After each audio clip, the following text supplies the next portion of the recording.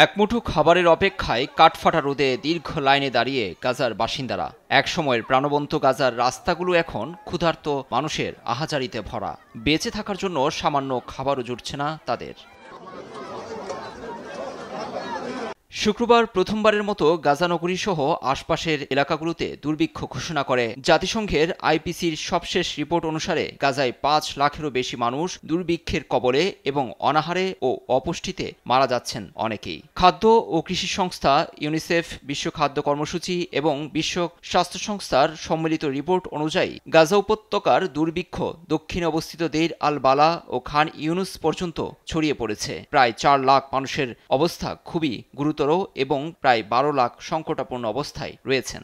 সেপ্টেম্বরের শেষ নাগাদ ৬,৪০,০০০-এরও বেশি মানুষ ভয়াবহ খাদ্য নিরাপত্তার মুখোমুখি হতে যাচ্ছে। জাতিসংঘ মহাসচিব অ্যান্থনিও গুতেরেস বলেছেন, গাজার দুর্ভিক্ষ কোনো প্রাকৃতিক ঘটনা নয়, এটি মানুষের তৈরি ইচ্ছাকৃত বিপর্যয়। জাতিসংঘের ত্রাণ বিষয়ক সংস্থার প্রধান টম ফ্লেচার বলেছেন, ইসরায়েল এই যুদ্ধে দুর্ভিক্ষকে অস্ত্র হিসেবে ব্যবহার করছে। তিনি ইসরায়েলের প্রধানমন্ত্রী বিনিয়ামিন নেতানিয়াহুকে প্রতিশোধমূলক আচরণ বাদ দিয়ে গাজার বর্ডারগুলো খুলে দেওয়ার আহ্বান জানিয়েছেন। গাজার বর্তমান অবস্থার জন্য ইসরায়েলি দায়ী সমালোচনা করে সৌদি আরব বলেছে, গাজায় চলমান মানবিক বিপর্যয় পুরো বিশ্বের জন্য এক কলঙ্কের চিহ্ন হয়ে থাকবে।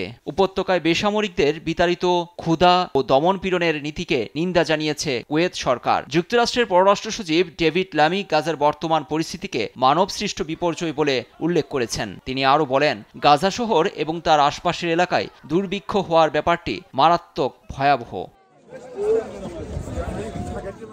রেডক্রস, অক্সফাম, ইসলামিক রিলিফ সহ বিভিন্ন আন্তর্জাতিক সংস্থা গাজার বর্তমান বিপর্যয় সৃষ্টিতে ইসরায়েলের সমালোচনা করেছে। ফিলিস্তিনের পররাষ্ট্রমন্ত্রী বলেন, বেশি দেরি হওয়ার আগেই আন্তর্জাতিক শক্তিগুলোকে পদক্ষেপ নিতে হবে এবং এই বিপর্যয় অবশ্যই থামাতে হবে। ফিলিস্তিনের স্বাধীনতাকামী সশস্ত্র সংগঠন হামাস অবিলম্বে যুদ্ধ বন্ধ ও ইসরায়েলি অবরোধ তুলে নেয়ার আহ্বান জানিয়েছে।